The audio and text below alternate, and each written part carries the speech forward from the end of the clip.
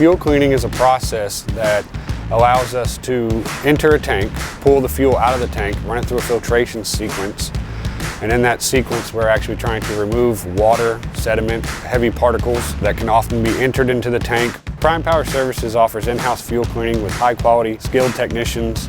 So a good thing about Prime Power doing everything in-house is that it allows us to have that relationship with our customers. So that if a customer calls, they can say, "Hey John, I need some help," and then I'll be the one that comes out and does the work. If your fuel system's not clean, the system's not going to operate the way it needs to. Our equipment allows us to enter the tank and clean the tank without taking your emergency generator offline. So this bag filter we can change from 100 micron to 200 micron.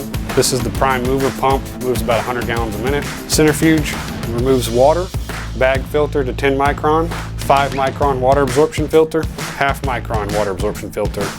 So you start at the beginning, comes around, whoops, then back to the tank. Maintaining your fuel system annually helps you to protect your investment and also increase its quality. Fuel cleaning is a service that we provide now that allows us to encompass the entire emergency power system from beginning to end.